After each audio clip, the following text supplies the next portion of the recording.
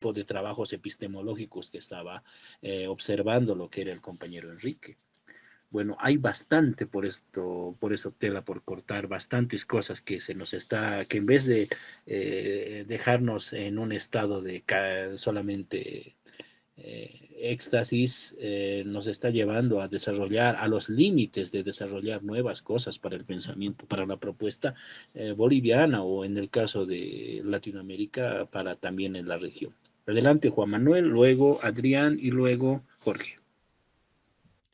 Bueno, un poco respondiéndote a tu intervención, sobre mi intervención, la cual dijiste que tenía una postura escéptica. Un poco yo no me considero alguien escéptico, ni mucho menos relativista. Simplemente trato de problematizar ciertos temas que a día de hoy parecería que son tan constantes y que se han creado como un eje casi hegemónico dentro de la misma academia.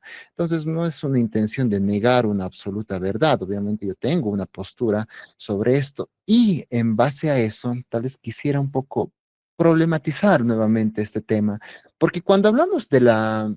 Utilizamos ciertos términos, como las anteriores intervenciones lo hacían, entendemos que hay un enemigo, que la sociedad se divide tradicionalmente entre dos polos, dos agentes que siempre recurren a lo amigo o lo enemigo o la nación o la antinación, concepto que lo funda Carlos Montenegro.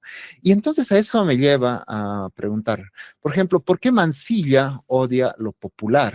Porque uno entendería que lo popular hace referencia a las grandes masas. Y esto realmente no lo es así. O sea, ¿por qué uno entiende esta repulsión de Mansilla hacia lo popular? Simplemente basta ver su crítica hacia el posmodernismo. Es simplemente un concepto más lineal, porque él lo vincula en principio como al gran referente del populismo, a Ernesto Laclau.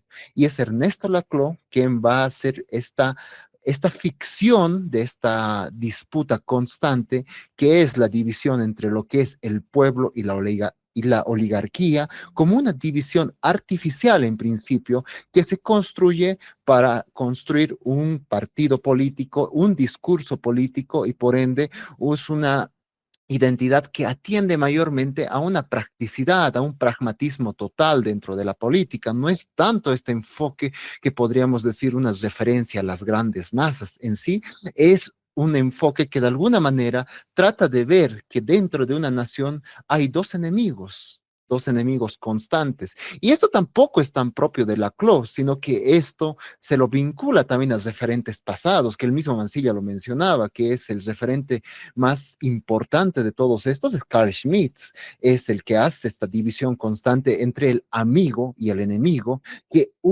el que tome el poder tendría que instaurarlo dentro de su propio contexto, en su contexto de nación. Entonces es así donde se va construyendo constantemente dentro de la democracia liberal, que toma como algo principal, algo constitutivo, la división constante que tiene que haber entre lo que se consideraría el pueblo y aquello que sería el enemigo del pueblo. Ejemplos hay muchos, el mismo Perón es el que utilizaba esto de la patria y la antipatria, Gramsci era otro que lo utilizaba no sé cómo el término general, pero es el término que lo contrario sería lo hegemónico, estaría el pueblo, el proletariado contra la hegemonía. Entonces, son muchos, o sea, muchos de estos regímenes no se han escapado dentro de esta clásica división que seguimos repitiendo constantemente, y al menos para mí, que cuando hablamos de política, siempre nos vamos a encontrar en esta división constante de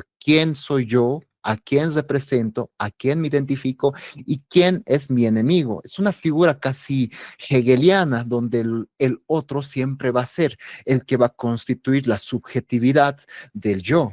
Entonces, es un concepto en principio moderno, porque esto nace en gran parte con el pensamiento moderno y se lo convierte en algo tan referencial, algo tan fundante dentro de la política. Y ahora cuando lo traemos esto a la realidad, a lo actual, siempre encontramos esta división constante. ¿Quién es? ¿Es el pueblo o es la derecha neoliberal, el oligarca neoliberal, el vendepatria? Entonces, cuando construimos el propio enemigo dentro de esta misma nación, simplemente estamos reafirmando y constituyendo lo que fue, lo que sea y siempre es la democracia liberal. Entonces, pensar un cambio dentro de este eje tradicional me parecería que es muy difícil. Y aquí como Haynes, tú siempre te gusta hablar sobre esta división de lo multipolar, del hablar este desvínculo a estas tradiciones políticas más europeas que a día de hoy parecerían anacrónicas, pero tienen en sí una importancia muy enorme en nuestra política. Yo me pregunto mínimamente, ¿no sería en principio tratar de eliminar o mínimamente reducir esta constante división? Porque lo que yo creo es que cuando hacemos esta división constante es que simplemente estamos viendo que nuestro enemigo va a terminar constituyéndose a la par. Aquí la universidad ha sido hegemónicamente reaccionaria desde su historia, que es un tema que en lo personal me interesa investigarlo y leerlo, la historia de las universidades, especialmente en Bolivia y en Latinoamérica, cómo hay esta transición del conocimiento y cómo en el siglo XX, aproximadamente en el 40, donde se va a convertir en sí en un gran foco ya del conocimiento marxista. Entonces, cómo esta casta, podríamos decir, de intelectuales de la época que van a construir un pensamiento político reaccionario hacia lo que eran las medidas más pragmáticas neoliberales de la época, han tratado de ver a su enemigo y minimizarlo desde el punto de vista académico, dentro del punto de vista de la educación, pero cuando vemos que dentro de esto ya excede, supera esta práctica tradicional y lleva acá a los ámbitos del mercado, por ejemplo, donde ya se olvidan esta división constante del amigo y enemigo, donde uno mayormente se vuelve envuelto dentro de una lógica neoliberal, burguesa, que tiene tal vez este vínculo más tradicional hacia las figuras más representativas de lo que sería el imperialismo, o sea, el consumo en principio, el hedonismo, el desgaste mayormente de las tradiciones que todas son absorbidas bajo una cultura neoliberal. De alguna manera hay esa contradicción fluctuante. ¿Y qué pasa? Es que lo que vemos que dentro ya de la nueva rearticulación de la derecha más contemporánea, más siglo XXI, también ya existe este pensamiento más sistematizado como lo hacía en el pasado la universidad.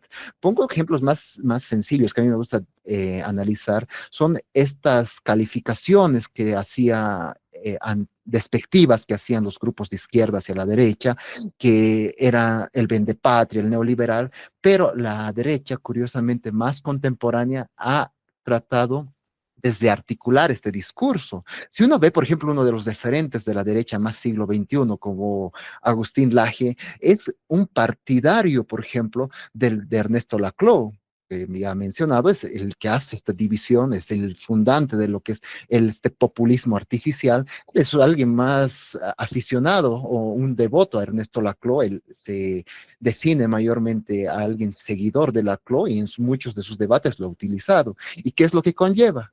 Que dentro de ese discurso la derecha ha articulado constantemente este discurso tradicional y lo ha convertido mayormente en un foco de identidad. Entonces, ¿qué es lo que nos lleva? Que constantemente vamos a ir viviendo en nuestro país y en los países que de alguna manera han adoptado el sistema liberal democrático, esta constante articulación de dos grupos que aparentemente están completamente divididos y que esta división tal vez de clases a día de hoy se han difuminado. Porque pensar a día de hoy que el burgués es alguien que vive dentro de los segmentos más aburguesados y acaudalados dentro de una ciudad es, creo, anacrónico, porque muchos de estos están ya dentro del vínculo más vinculados hacia la izquierda y sectores populares están vinculados hacia la derecha. Es el caso de Argentina y el mismo caso de Donald Trump, que ocurrió que los estudios universitarios, por ejemplo, que mostraban datos que muchos de los simpatizantes de Trump ya no pertenecen a sectores especializados en las áreas académicas, universitarias, y muchos de ellos son de las clases más bajas que han adoptado este discurso de la derecha.